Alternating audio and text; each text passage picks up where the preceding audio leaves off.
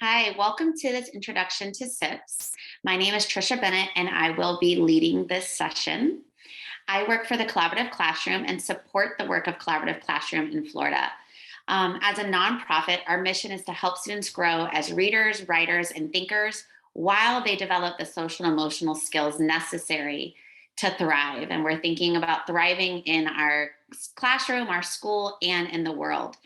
And when we think about SIPPS, we think that fits right in with our mission as we respectfully meet students where they are at their point of need and provide research-based instruction to help develop them as readers. During this session, we're going to learn about the SIPPS instruction across all levels, prepare for placement and grouping, and have a chance to delve into the SIPPS digital resources found in our learning portal.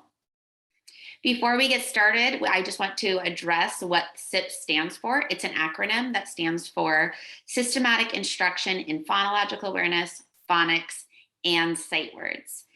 And SIPPS is a systematic, differentiated foundational skills program that develops the word recognition strategies and skills that enable students to become fluent and confident readers and writers.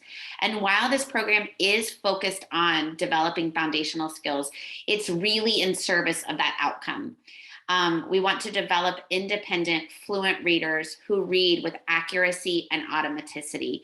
We know that students who can read accurately and automatically without putting in all of their cognitive load to the decoding are able to develop comprehension and comprehend much more deeply. And so the work of SIPPS, while foundational, is really focused on that outcome.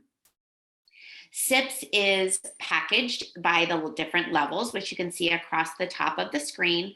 We will talk more about each of these levels in a moment. SIPPS beginning, extension, challenge, and plus.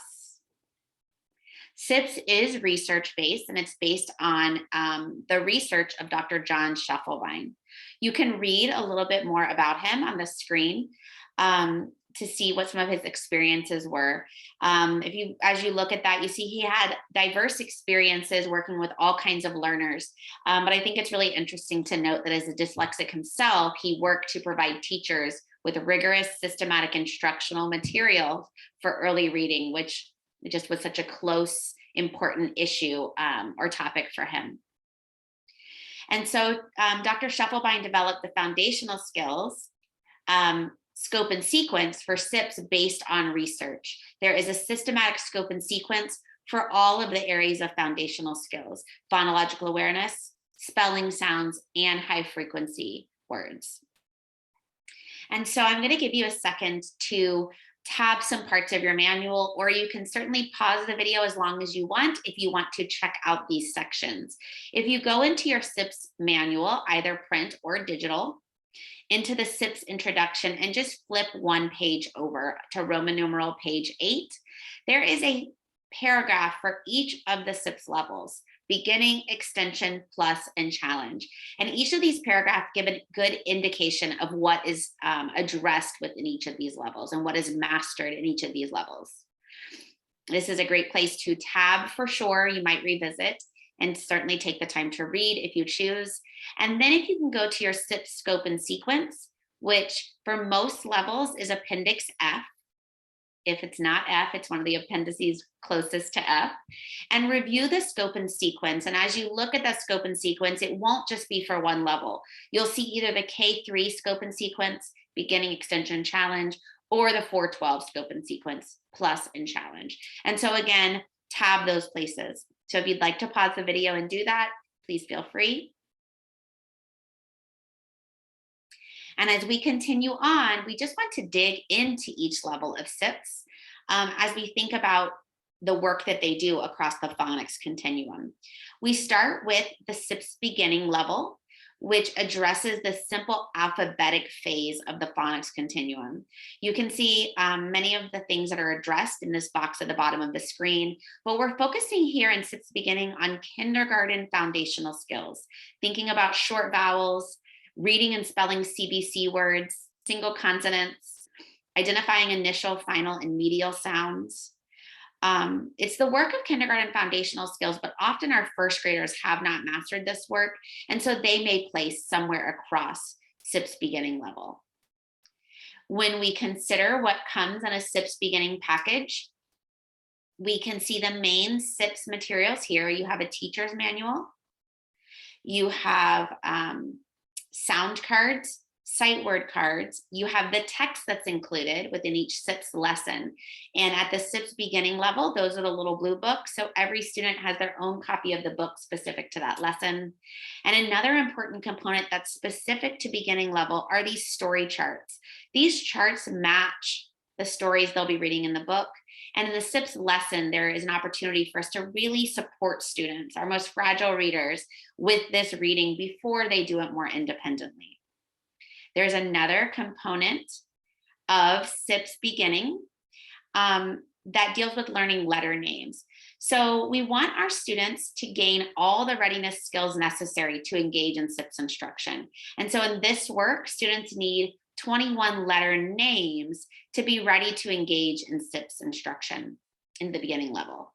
And so you might wonder why 21 letter names. There are two big reasons. One is a data-driven answer, and one is the practical answer. And you can read more on the screen, but basically the data-driven answer is that we have found over the past decade that students who know 21 letter names are better equipped to engage in the foundational skills work that they need in kindergarten or they need in beginning. And while students who don't know quite that many letter names often do well in the beginning, they are not typically able to maintain success over time without broader letter name knowledge. It just is indicative of a lot of early learning, early reading, early literacy skills that they might be lacking. A very practical answer is that we, in our sight words, we are having students look across the entire word and read, spell, read as they are mapping that word. It helps them with reading and spelling the word. And so that routine can just be really tough if they don't know their letter names.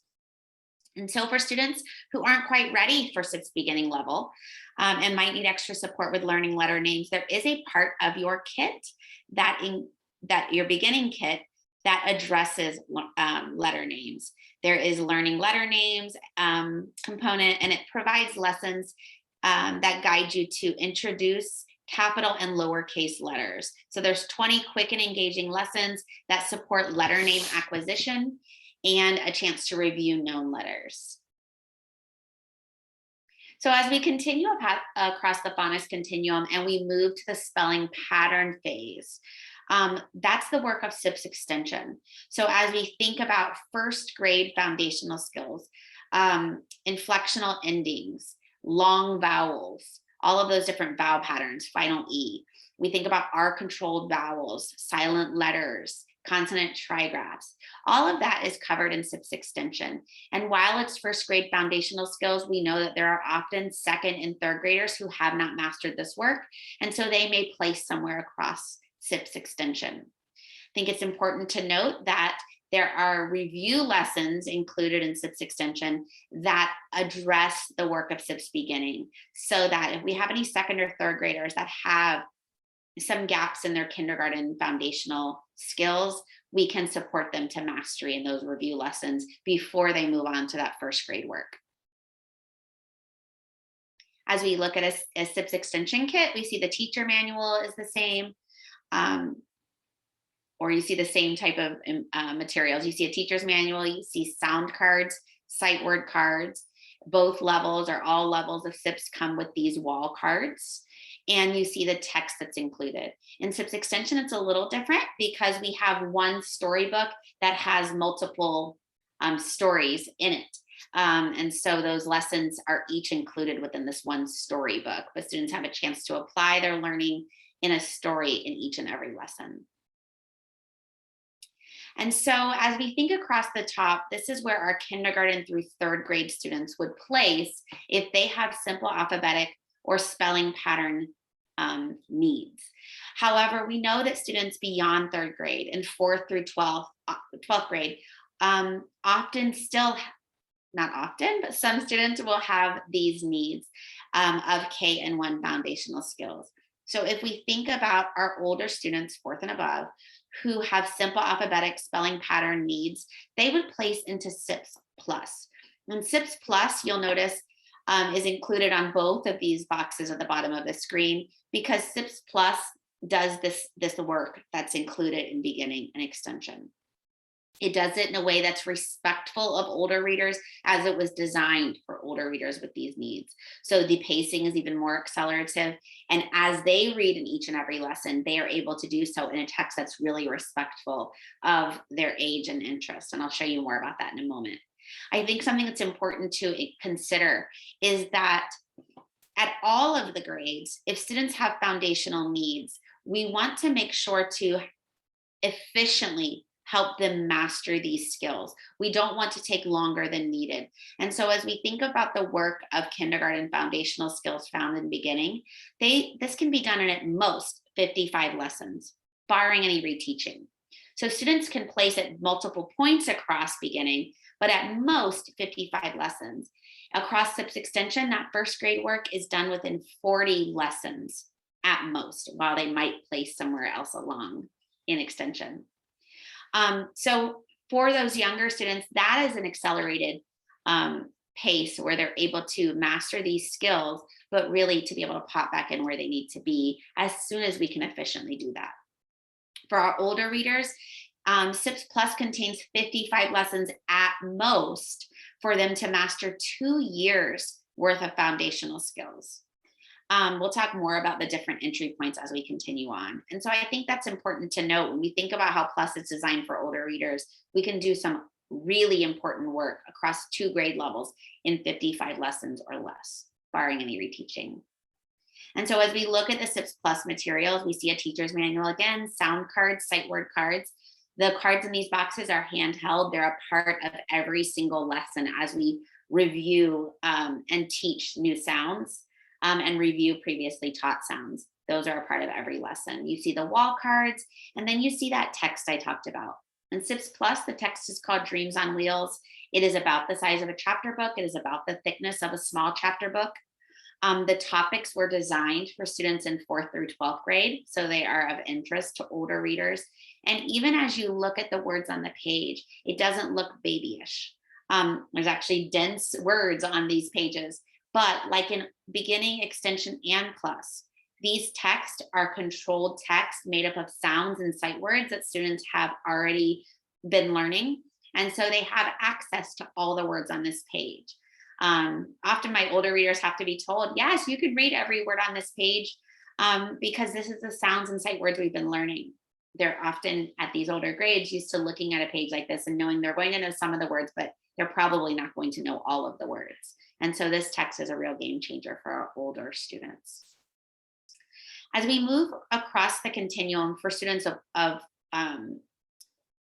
all grades, 3 through 12, or 2nd through 12, we move to SIPPS Challenge, which is that polysyllabic morphemic stage of the phonics continuum. This is really the work that we would like our 2nd graders to start getting a handle on so that they can have access to the authentic trade books and content level reading that they're going to be doing towards the end of 2nd grade and 3rd grade and beyond. And so this is often used as an intervention for 3rd graders through 12th graders.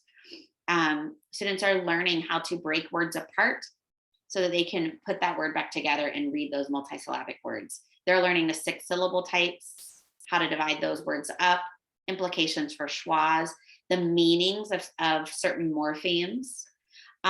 There's also an opportunity to differentiate based on the oral language that our students have. And so we have different word lists for our older readers versus our younger readers. When we look at the materials included in SIPPS Challenge, we see that teacher's manual again. We see sound cards. We see sight syllable cards, which is a little bit of a shift, but again, another handheld card. Instead of the individual wall cards, we see these charts. And the biggest difference is that you don't see a text here. While students in SIPPS Challenge do apply their learning to text in every single lesson, they are able to do that within self-selected text because they're going to have opportunities to practice those multisyllabic words in any text they might select that they're able to read pretty accurately. More about that later. And so I just want to give you a moment to process this phonics continuum, and which level of SIPPS addresses each stage of that continuum, thinking about where your students may be and what level of SIPPS might best suit them based on their grade and their need. There is a placement assessment that will place them in a certain level, and we'll talk more about that later in this session. If you want to pause, feel free to, if you have somebody to talk with, or you want to jot down your thinking, or just take a moment and think about what you learned about the phonics continuum and SIPPS.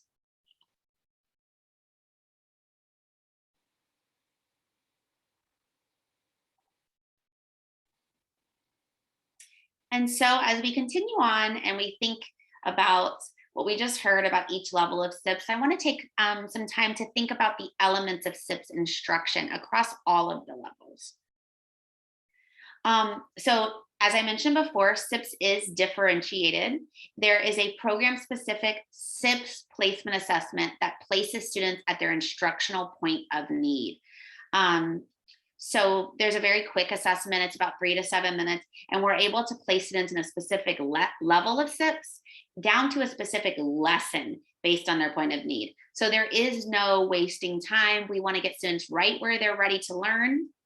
We don't want to spend time teaching what they've already learned. While they'll have lots of opportunity for review, we want to place them right at their point of need. Once they're placed in, when we think about the instruction and the lessons themselves, the lessons follow a structured literacy approach that guides the learning within a level and across the SIPPS levels. Each part of that lesson is based on explicit instructional routines that are designed to support student learning as it gets increasingly complex over time across the level that they're in or across levels that they may need. And so I want to give you time to check out a lesson. These are some lessons we suggest, but also if you know what SIPPS lesson you're going to be teaching in the near future, which level and lesson, feel free to look at that specific lesson.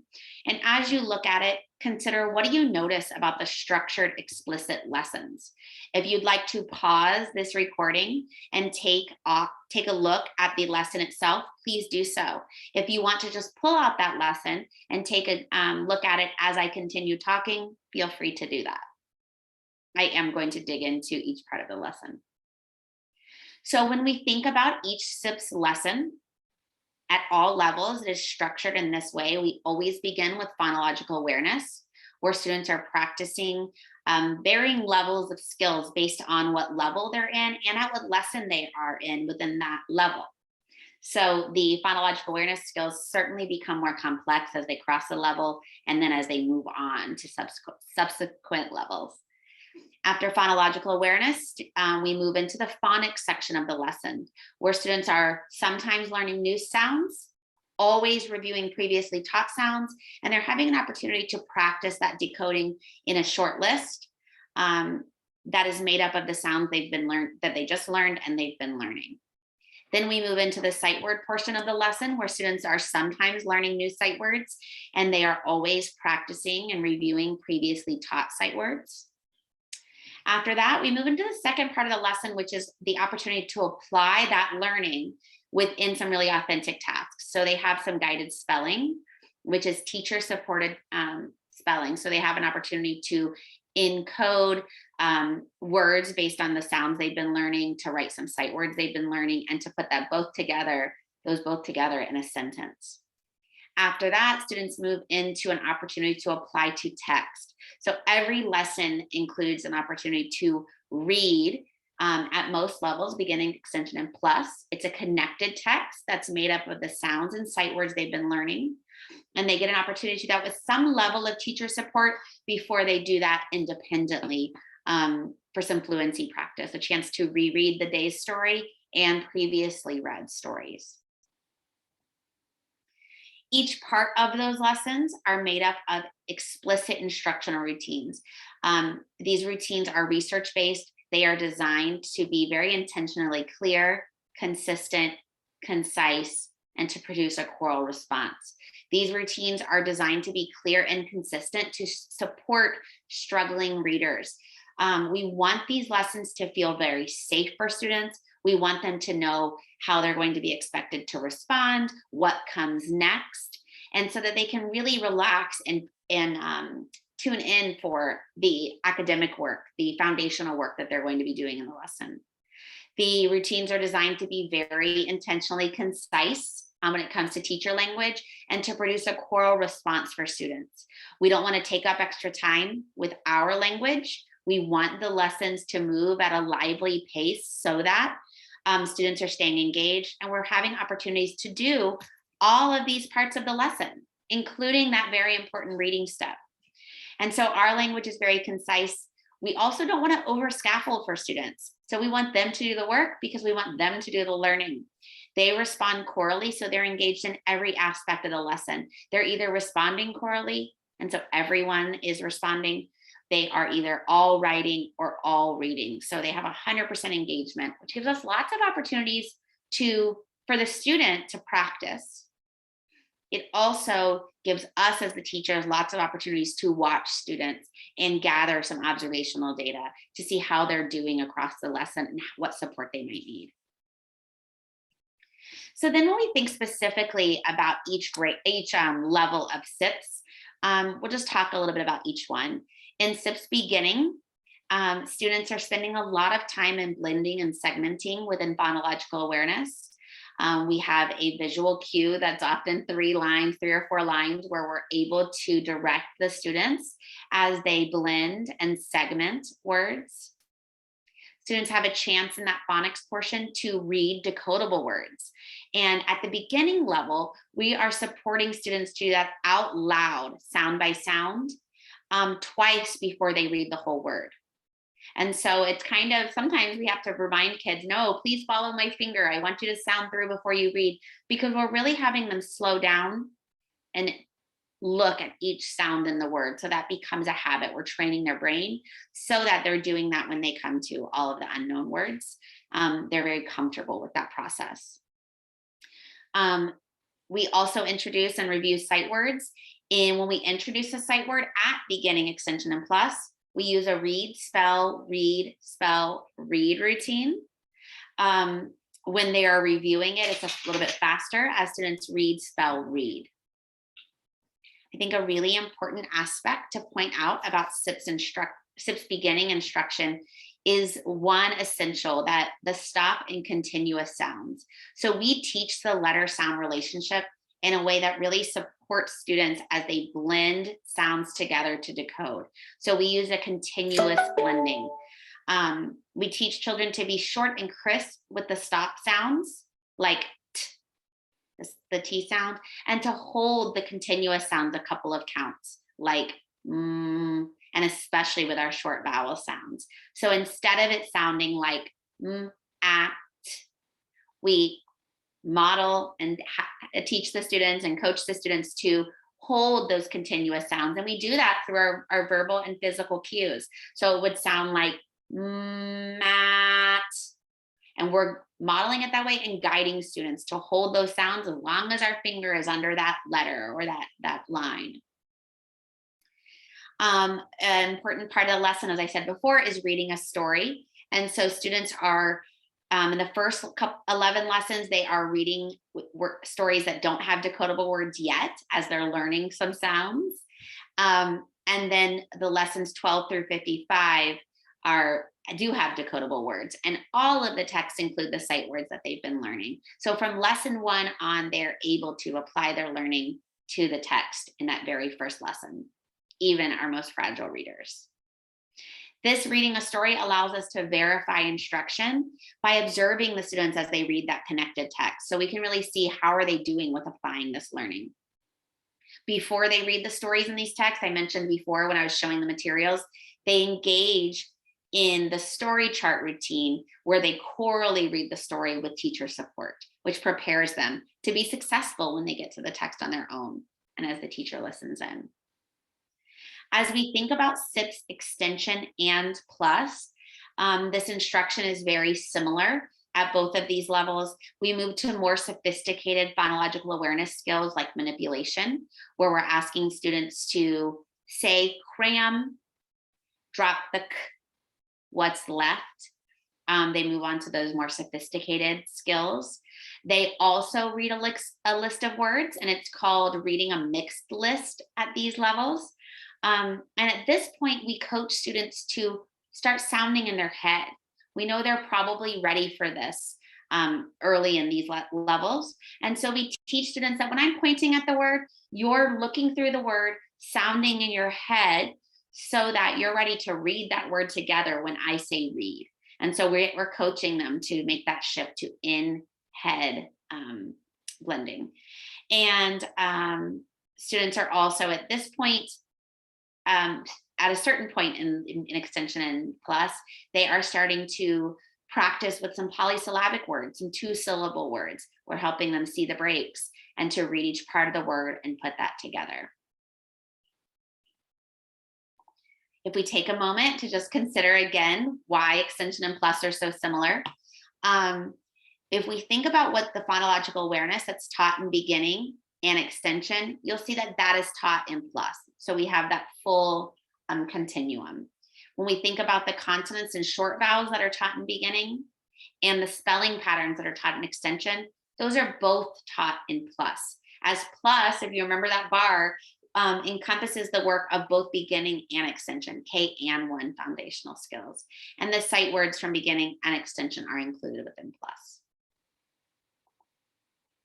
When we think about the reading at these levels, there is a real push to independence that I think is also a game changer as a part of SIPPS. When I think about struggling readers, they are often in groups where we as the teachers will sometimes over scaffold or hold on to that extra support a little too long. And so our most struggling readers who need the most practice and need the intentional push to independence, which is the goal for all of our students, often they get the least amount of that independent practice.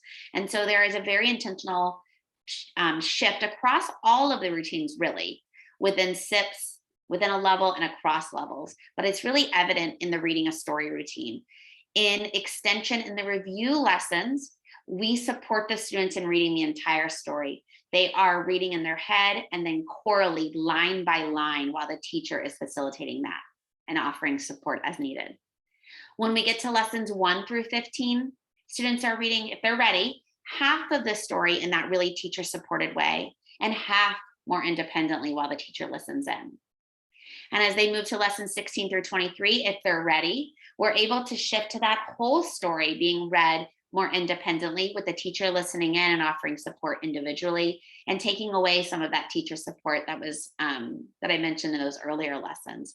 And that's all in support of this really important shift at lesson 24 as students shift out of the storybook and into these transitional chapter books, examples of which are on the screen. These are certainly not the only books that students are ready to read at lesson 24, but we do provide a list in anticipation of this shift to say, hey, you might want to have these types of texts ready for your group.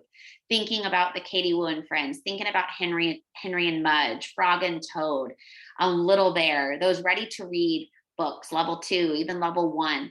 At this point, students do not all have to have the same text, but we want to have these types of text available for them. And then they're reading that individually while we listen in. It's a really a moment of celebration for students as they make that shift.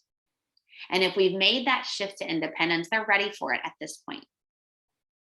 As we consider the same for that SIPPS plus level, we see similar increments where we are adjusting the support we're providing. So in the early 15 lessons, they're reading that whole story in their head line by line and then chorally line by line with a lot of teacher support. When they get to 16 through 30, it becomes that half and half, just like an extension. And at 31 through 55, they're reading the entire story independently if they're ready, but the teacher is doing an important job of listening in, providing support and feedback as needed. In challenge, we want to consider that instruction. So challenge is the most different. There are a lot of parallels between beginning, extension, and plus. Challenge being the most different, it still follows that structured literacy approach. But again, we're moving to more sophistication. Students start to practice cite syllables instead of cite words and they learn which of those have meanings, and learn those meanings that go along with them, which really helps to develop their vocabulary. So we learn sight syllables like act. We give examples like active, activities. If there's a meaning, like in the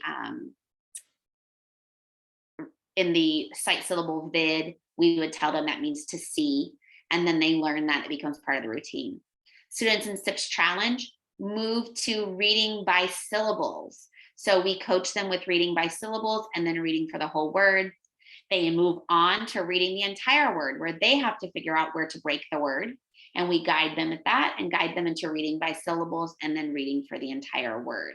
So we see that shift and challenge to lots of those same types of opportunities, but now we're encountering multisyllabic words and shifting how we approach those. The knowledge from beginning, extension, and plus is so important as students go into challenge, because they have to have a handle on that single syllable work to be able to do that in the multisyllabic work. An important shift in challenge, as I mentioned before, is that students don't have a SIPPS controlled text as a part of their lesson, but reading is still an important part of every single lesson. So students are reading from self-selected trade books at this point, with 95 to 98% accuracy. We want them to be able to read pretty accurately, so we might have to provide some guidance. And at all of the levels, when students are doing this independent reading, the teacher's listening in to each student, offering support and feedback. And at different intervals, we are actually more formally noting their accuracy and or their rate. In challenge, we have more of an opportunity to check for comprehension. In challenge, we're hoping students have an opportunity to read for at least 30 minutes across the day. As we think back to all of those lesson components, phonological awareness, phonics, sight words, guided spelling, and reading, that whole lesson structure should take about 30 minutes at all of the levels. Of course, when you first start teaching SIPPS, it's going to take you longer. And so our suggestion is take your time, learn the routines, teach the routines to your students, get as far as you get, and then mark your space in your book. The next day, pick up from there and continue on.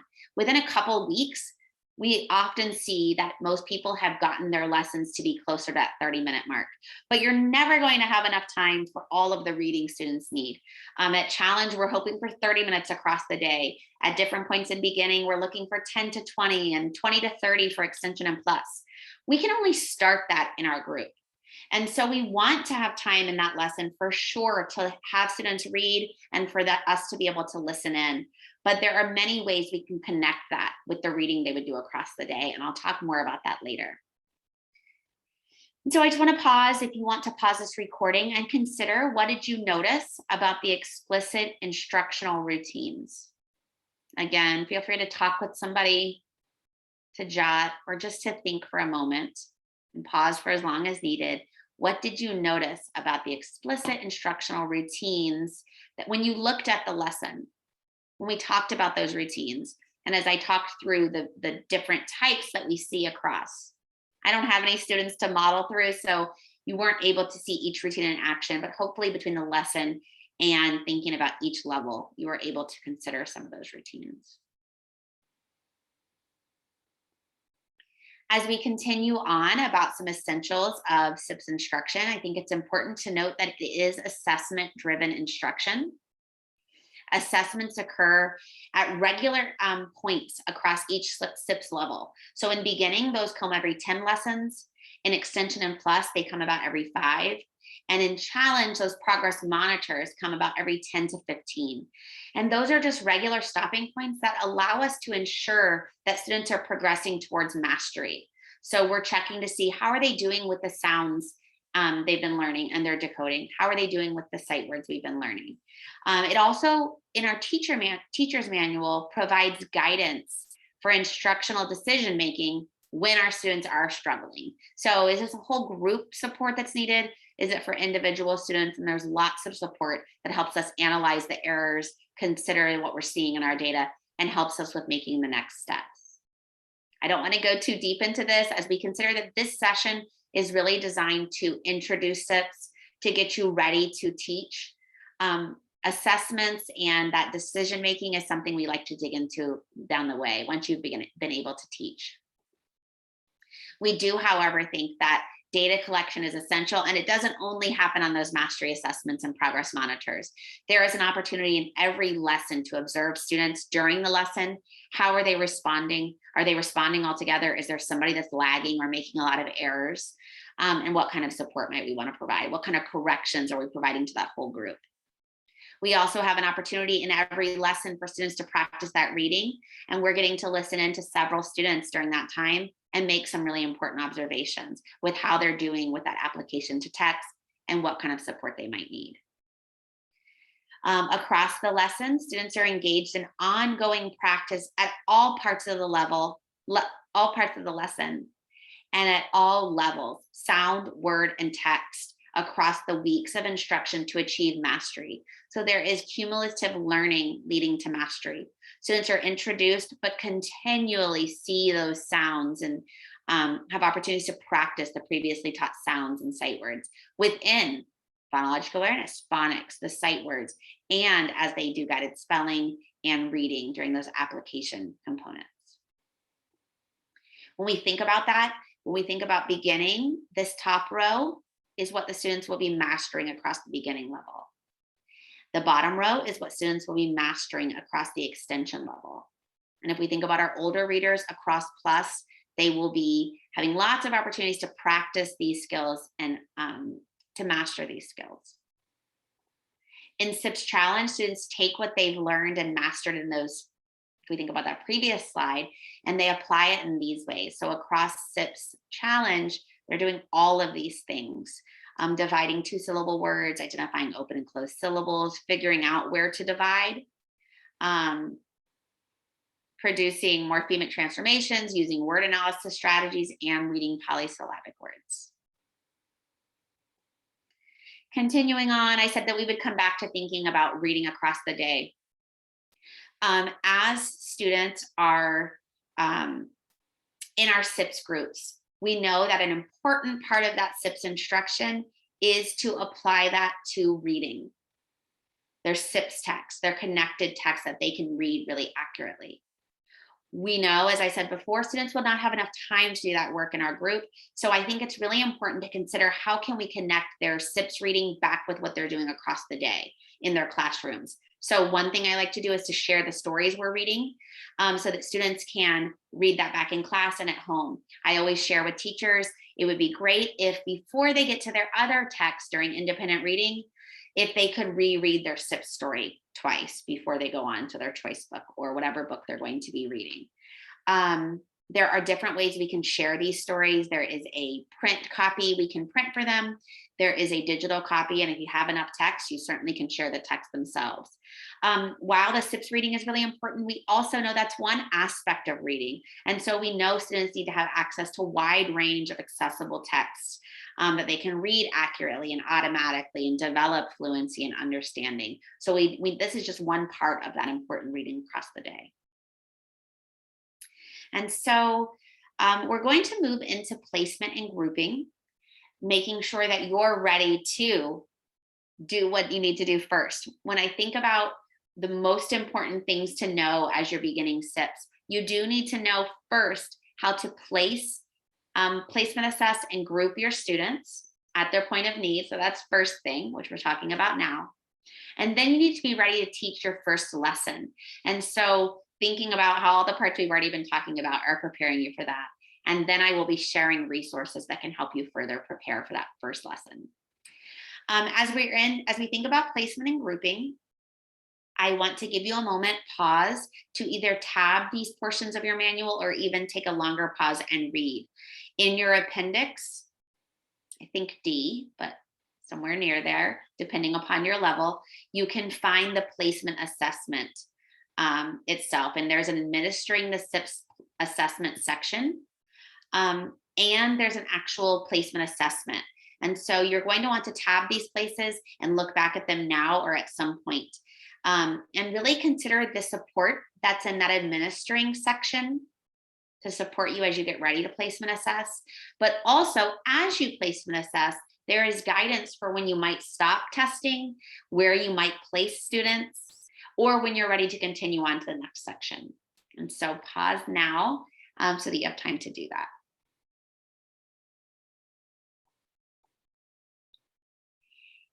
And as you've had a chance to look at that placement assessment, I hope that you saw that after each section, it will tell you if the student passed the phonics section, please go on. If not, place the student at this certain level and lesson. And so I think that's just really important to note. We're going to place based on phonics, but we're still going to pay really close attention to those sight words. This is just a little clip from the front page of the placement assessment. There is a separate placement for K3 and for 12 because students would place into different levels based on their grade. So in K3, they might place in beginning, extension, and challenge.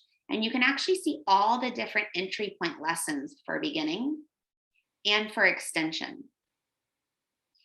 Our older students would place into plus or challenge, and you can see all of the different entry points for plus. If students need the work of challenge, they will all start at lesson 1. There's a really intentional build to prepare students for this polysyllabic work, and so it's important they start at 1. Across all of these, you see a little place where you can note if students need sight word intervention. As you give that placement assessment, you're going to continue on if they pass phonics, but they might not be passing the sight word portions. And so we want to consider that in our placement. Can we place them based on their phonics, but remediate their sight words? Can we send words home? Can we include those in our review in the lesson? Can we practice those for a couple days before we actually start the lesson itself? If the gap is too wide, we might find a middle spot to place students. So that is important to note that sight word intervention that might be needed before we start or as we start our lessons. Additionally, we know that grouping doesn't always go that cleanly. And so as you consider making your groups, you want to consider many things. You want to consider the guidance that's offered in that placement assessment section of your manual, the interpreting the assessment results and the placement considerations. There are certainly times that I have one student at a certain entry point, and that's not going to work for my group. So I can consider how I might place them in the next group up or the group below to make my groups really practical and make sense. I want to see my groups regularly, and I want to have 30 minutes for them. And so that means I can't have too many groups. Or I have a certain number of SIPPS teachers and a certain number of SIPPS kits, and I have to make my data match that. I want to place students at their point of need, but I might have to make slight adjustments, and there's guidance for that.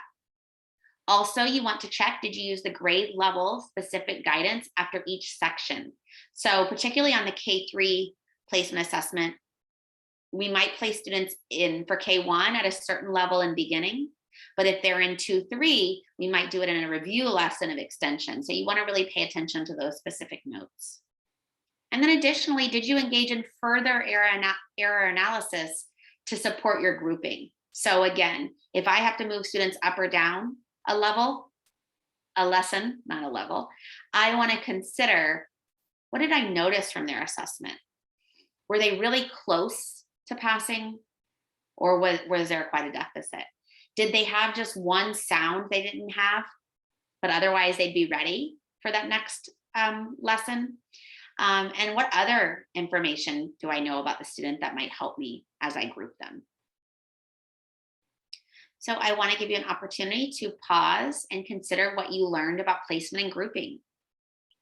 Talk with somebody, jot down, mark any places you might not have marked, or just think about, what did you learn? You can pause the video as long as needed. So the last thing that I want to be sure to share with you as you consider this introduction to SIPPS, the big ideas, the most important things we wanted to make sure that you understood was kind of a big picture of SIPPS, but then again, being ready to begin. So that placement and grouping, and then how do you get ready for your first lesson? I mentioned earlier those routines. I think that's the most important aspect is, and maybe sometimes the hardest, because we have to make some shifts from how we've previously taught foundational skills. Some of these routines are going to be different. And so it can be the most challenging shift for us as teachers, but there's a lot of support available within your teacher manual, but also within our digital platform, the Learning Portal.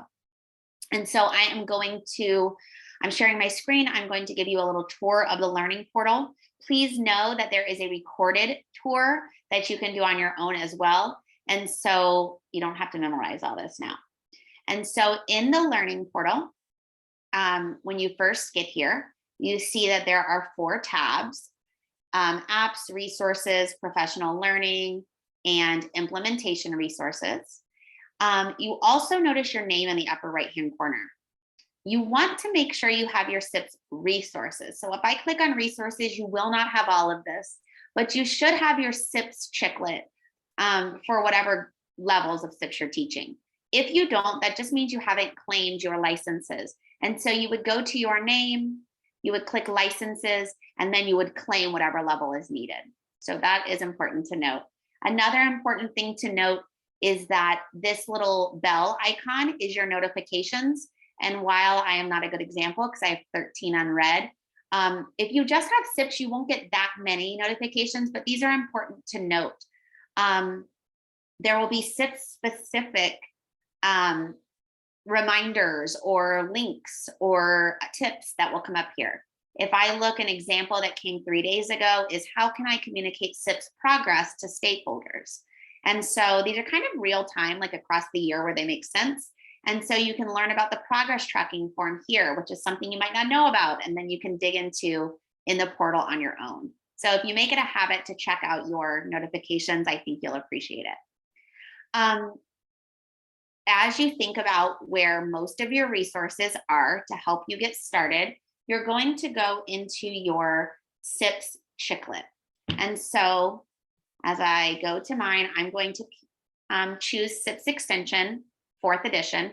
3rd and 4th are very similar. Each level of SIPPS has parallel resources. So as I kind of highlight extension, please note that whatever level you're going to be teaching or exploring will have parallel resources.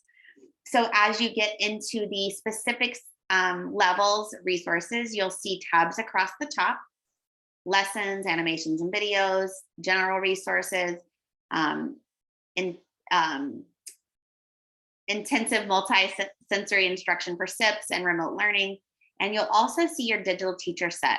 Sometimes this goes unnoticed, so I want to take a moment to highlight your digital teacher set. Any of the resources you'll have here, this is the actual manual. And so this is the same as your print manual. Is it going to open? Okay, plan B. Apparently the SIPPS manuals are having trouble on the portal today as I'm recording this. So what I want to show you, I showed you where you would access your digital copy.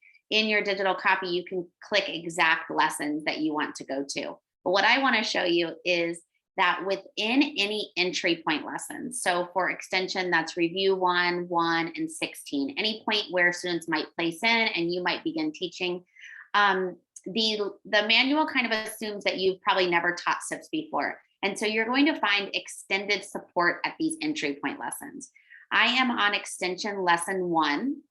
Again, this looks a little different than your digital copy, but it's the exact same pages. And then you'll see all of this support in preparing you for teaching the lesson, and then about each part in the lesson. So it's going to walk you through exactly what you would do and say. And you'll see that there's a QR code. This is in your print manual and in your digital manual. And in your print manual, you can take your phone, scan it, and watch a video right in the moment of this exact routine. In your digital manual in the portal, not the one I'm using, you can click right on it. So while I read the routine in my manual, print or digital, then I can see the routine right in action. And so as I think about preparing, you do not have to be perfect on your first lesson that you're teaching. But when I think about preparing, I think this is the best way to prepare for your first lesson. You don't have to do this for every lesson. You'll start to know what it looks like and feels like. But in your first lesson, read the lesson, read those parts of the lesson, and then watch it in action. And one way to do that is through your digital manual, by clicking right on those icons or by scanning in your print manual. Okay, and back to the portal. So beyond your digital teacher set, you have a ton of resources within the portal itself. So as I was in lesson 1 before, if I am in the lessons tab and I come down to the left, if I click lesson 1 through 5, then I'm going to see my resources for lessons 1 through 5. I'm going to skip down here. There is a PDF of lesson 1A and 1B. And so I think this is an important time to note that in beginning, extension, and plus, we are teaching lesson A only. So in your lesson, you're going to see A lists and B lists for each part. We are only teaching lesson A. B lists are there for when you get to your mastery test or other data that says you need to do some reteaching. I can go back and teach the same lesson, but have some different words ready for me to pull from. So if I click on this PDF, this has any lesson resources that I might need to write or I can print. So this is what I use during phonological awareness. If I move on, this is what I use when I'm introducing this new sound.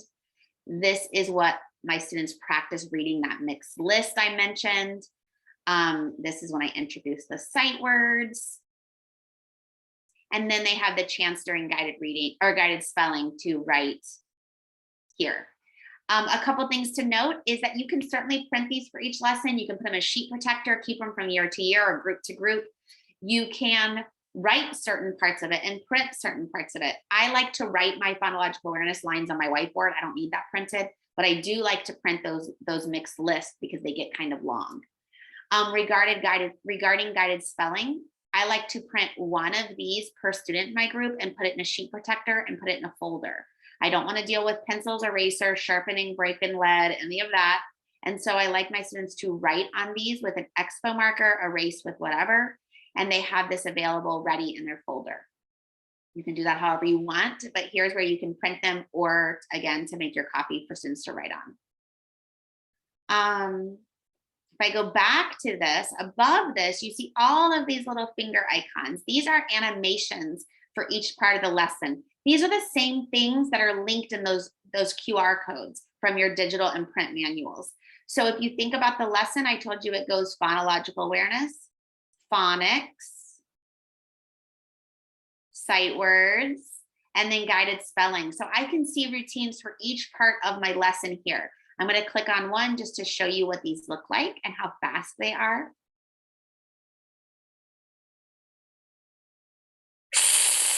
Snap. Blend. Snap. So this is an 8-second recording that shows you one word of the phonological awareness. And so this shows me what is the visual I'm holding, where am I pointing, what am I saying, what am I not saying, how are the students responding poorly. There's a lot to see in this one video. There are about 5 words in this part. So this routine itself takes about 40 seconds once you get comfortable. And I think that's another great thing you can see from these videos.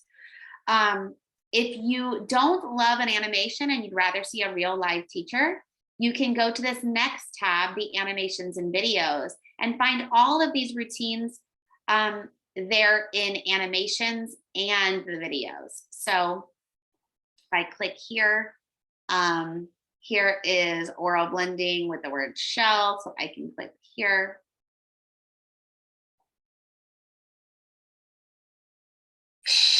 Shell. Blend. Shell. Mash. Blend. Mash.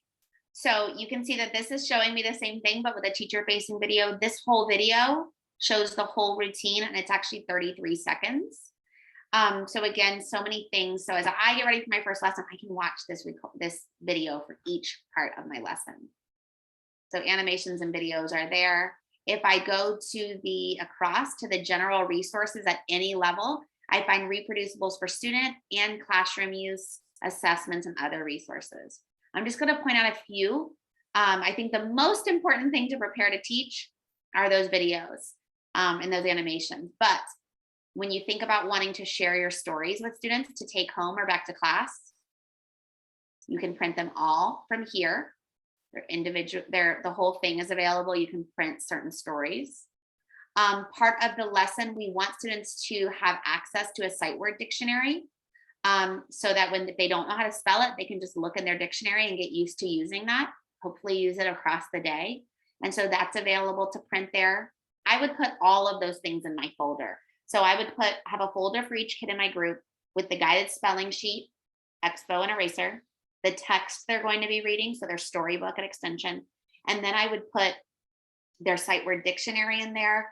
I would also print a spelling sound wall card, reproducible. You don't have to have this because these will be on your wall. But if you teach on the go or you just don't have much wall space, you could have one of these available to use at the table in front of you, and students could have access in their folder. So that was something I optionally put in their folder, but enjoyed having that. There's reading logs, your spelling page separate there. Additional things, family letters or things you may need to print. Your assessments can be found here, both placement and mastery. As soon as I know how many kids are in my extension group, 6 kids, I'm going to print 6 mastery tests. That way I'm ready when I get to my first one, 5 lessons in. There's also the progress tracking forum when you're ready to learn about that.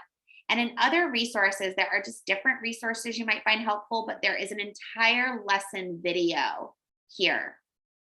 Every level has it except Plus. And in Plus, we say just watch the extension video because the instruction is the same, just at a different level, a different lesson. And so that's here for you. You have other resources across the top that I don't think you need as you start off, but intensive multi-sensory instruction for SIPPS, resources that you may need down the way for any students that show a need can be found here. If you have remote learning, there are extra resources here. All of these are parallel across the different levels. And again, as you get started, those animations and videos is going to be the most critical. And then again, some things you might print for your students.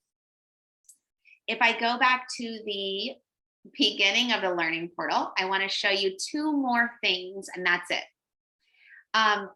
Under the professional learning tab, you have a teacher learning system. Make a note because you're going to want to revisit this after you get started teaching, or perhaps as you prepare to start.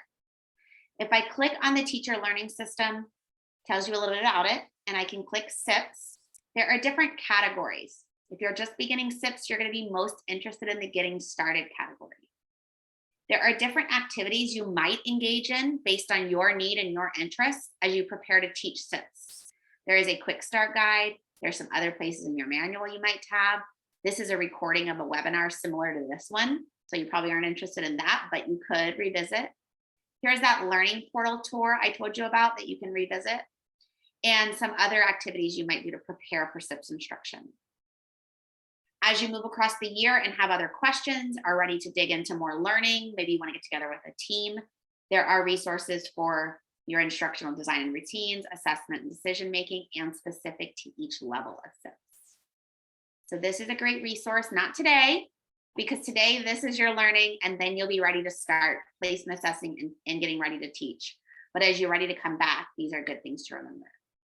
Additionally, on the apps tab, because sharing this reading back with your students is such an important aspect for their success, I wanted to make sure you knew about the Bookroom SIPPS app.